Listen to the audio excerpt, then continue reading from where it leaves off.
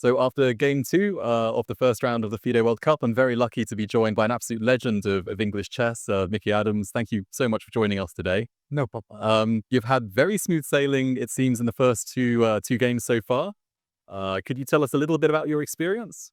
Well, not really. First game in particular was not really anything for a while, and then he sort of ran a bit short of time and went wrong, and I was able to win. And obviously, if you win the first game with black against a lower-rated opponent, then it's quite a nice position to be in. Your odds are much more improved. Yeah, it's a bit more relaxed, and his opening didn't go very well today. No, it was clear to me from his games that he was strongest when he was attacking, and he didn't really get many opportunities to play actively in our games, which suited me quite well.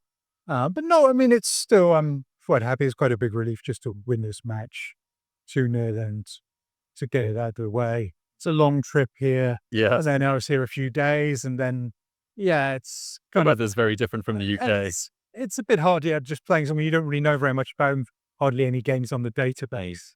He obviously has some talent, but doesn't play very much. So, yeah, I mean, I saw he won, for instance, some games, the Olympiad against Bobby Jan, just some good players. So, yeah, okay, I'm happy with the result, and now a day off, and then to think about tougher tests ahead. Yeah, I mean, 2-0, how can you not be unhappy with that, right? It's a very good result to be happy with.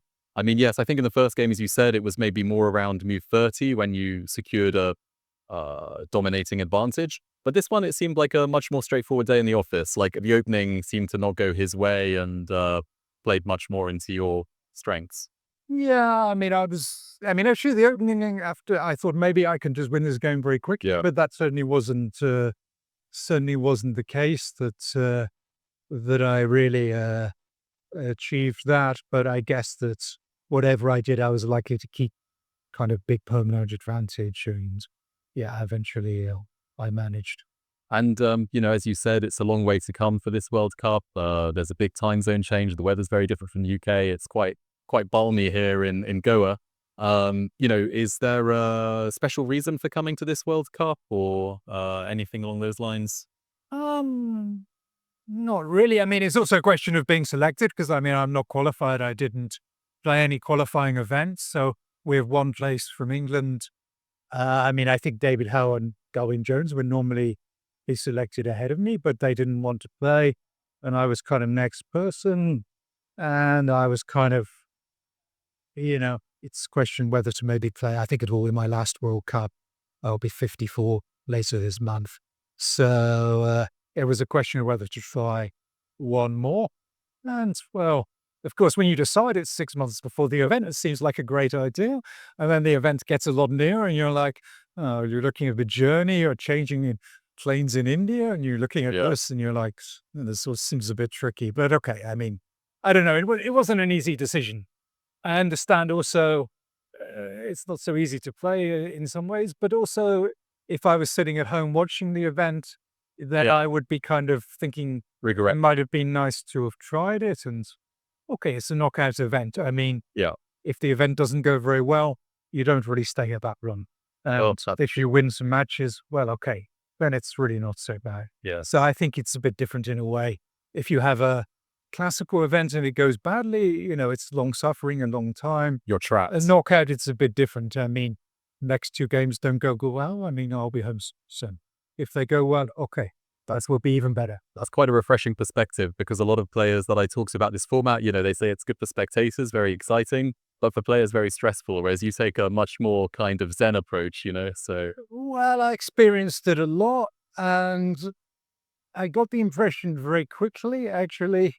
Well, when I was playing, of course, at the start, which is actually probably the first of when knockout tournaments started in chess. I think there were so many before I started playing. I think it's very good for young players and it's quite tough for older players, is my general impression. And nothing really changed, actually, in my impression. But okay, it's fair. Once I was young, now I'm old. So you have to accept this is the circle of life, and it's the way it is. But, sometimes elder players can get lucky here and there as well. So, maybe for a few rounds if things go down.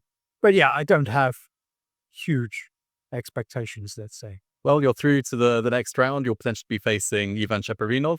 How do you potentially feel about that matchup as well, if that goes ahead? I mean, he's a very strong player. He's active. He's playing probably a bit more actively than me against the higher class opposition. And he is very serious. Opening preparation, he is very strong. This aspect of the game.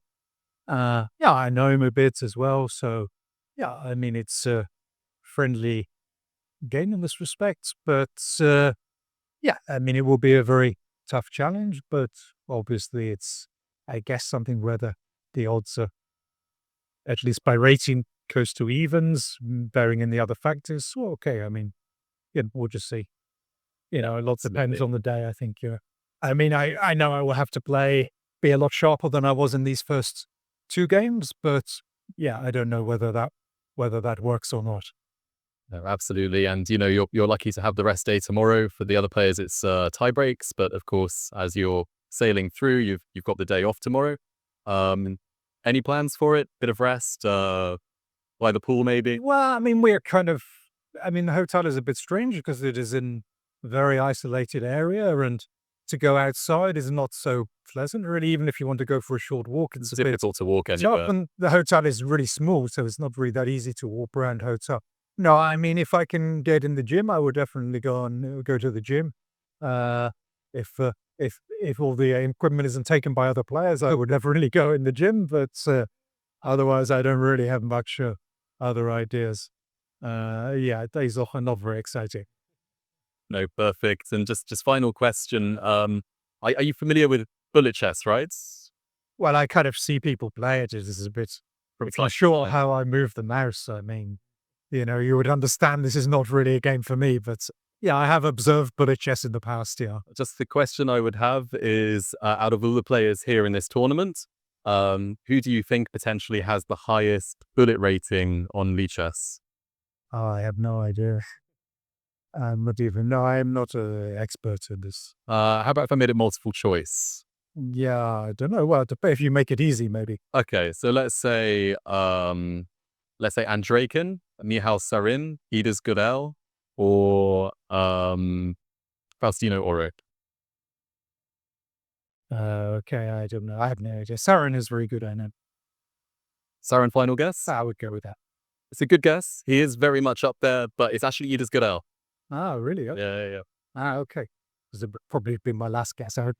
Maybe not. No, maybe. I don't know. I wouldn't thought, because I thought maybe Oro is playing all the time. Yes, true. So I guess this maybe helps, but no, okay. But I saw Sarin play with no time on his clocks in games, and that was impressive. That was kind of impressive, but maybe that's a slightly different skill, playing off increment or, yeah, okay.